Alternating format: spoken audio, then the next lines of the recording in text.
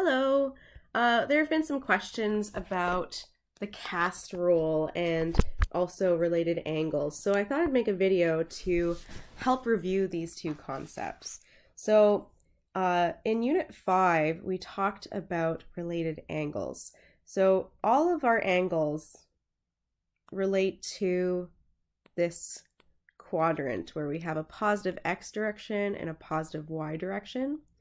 And we learned that the positive x direction is also called our initial arm, and that sometimes we will have random points around in our quadrant. So let's say I have a point over here in quadrant 3. So I'm just going to call that point, right? So that's in quadrant 3. Remember that the positive x and y direction is our quadrant 1, and then we go around counterclockwise to label the rest of our quadrants. So quadrant 1 is positive x, positive y. Quadrant 2 is negative x, positive y. Quadrant 3 has negative x and negative y. And then quadrant 4 is positive x but negative y. So I'm over here in quadrant 4 and I have a positive x and a negative y. And if I were to draw my terminal arm between point 0, 0 and whatever point I made on this graph, I know that that point would have a positive x but a negative y value because it's in quadrant 4. So if I were to draw out the primary trig ratios for this, if I were to draw out the primary trig ratios for this point, right, that's imagining that I'm going up to the x-axis.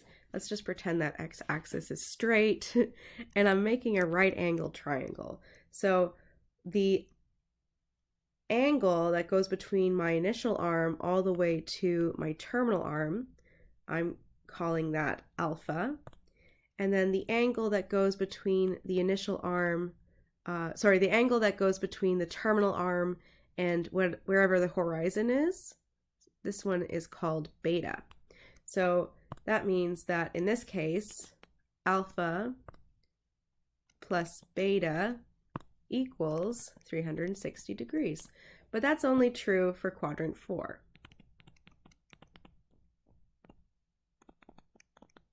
Right?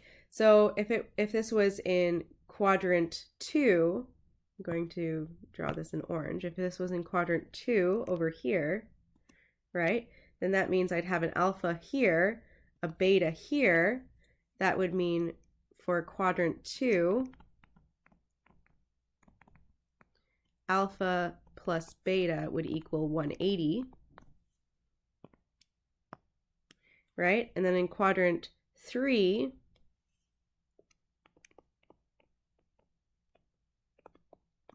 I'd have a beta here and an alpha here, and that would actually be, theta minus beta, so like this would be my theta and this would be my beta, would equal 180.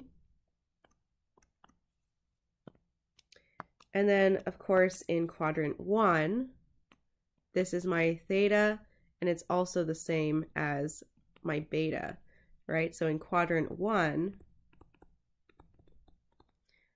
alpha actually just equals beta.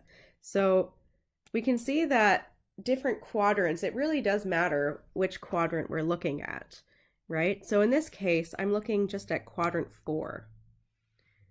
So I'm going to move all of these over to the side and just kind of keep them there as a note, but I'm just focusing on quadrant 4 right now. I know that I have theta going around this way, I have beta going this way, and what I care about more is that theta there. So if I were to draw out the primary trig ratios of theta, that means that I would have to include my x values as being positive and my y values as being negative. If I was just writing out the primary trig ratios for beta, they could both be positive. So here I have a positive x value, and this is also my adjacent of my theta. So my adjacent is just equaling x. The opposite of theta over here is just equaling y, and my radius, using Pythagorean theorem, r squared is just going to equal x squared plus y squared. So that means r is equal to the square root of x squared plus y squared, whatever that happens to be. So if I am going to write out some primary trig ratios, right, I've got sine, I've got cos, and I have tan. So that means my, oh, I forgot to mention that y is actually negative here. So my opposite is also going to be my negative y value, right? So my sine value over here is going to be negative y over the hypotenuse, which is the square root of x squared plus y squared. My cos is going to be the x value divided by the hypotenuse. And my tan is going to be the opposite over the adjacent. So you'll notice that sine is going to be negative, cos is going to be positive, and tan is also going to be negative. So what has happened is that we have a handy little rule that helps us know ahead of time, before even setting up our ratios, our trig ratios, which trig ratio is going to be positive and which trig ratios are going to be negative, right? And that rule is called the cast rule. And the way it goes is that quadrant 4 is where we start. Quadrant 1 is A, and then we just kind of go around and spell the word cast. So what cast is telling us, let's draw this in a different color. This is the cast rule. So what the cast rule tells us is it tells us which quadrant the trig ratio is positive for. So that means in quadrant 4, we have cosine, because cosine starts with C, that's what the C stands for. So cosine is positive, and everything else is negative. So that means sine and tan are both negative. In quadrant 1, it says A. A stands for all. So that means quadrant 1, all are positive.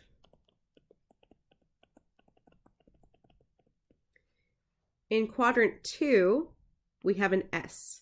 S stands for sine. So that means sine is positive. And then cos and tan, everything else is negative. And then in our third quadrant, it's got a T, and T means that tan is positive, which of course means that everything else is negative. So sine and cos are both going to be negative. So that's what our cast rule is helping us figure out. So if I were to set up a point in any of the quadrants, automatically I know which one's positive and which one's going to be negative. So let's do a quick example. Let's say I have a point 2 and negative, oh wait, let's do a different one. Let's do -2 and +3, right? So that means if I'm setting up my quadrant, I have an x value that's negative, a y value that's positive. So that means it's going to be over here in quadrant 2. This is where P is going to be. And since it's in quadrant 2, I know that it is in the sine quadrant. So I know already, without setting anything else up, I know that sine of this theta is going to be positive. And I know that cos and tan are going to be negative. So the CAST rule just helps us know ahead of time what we can expect when we're setting up our trig ratios for different points in our quadrants.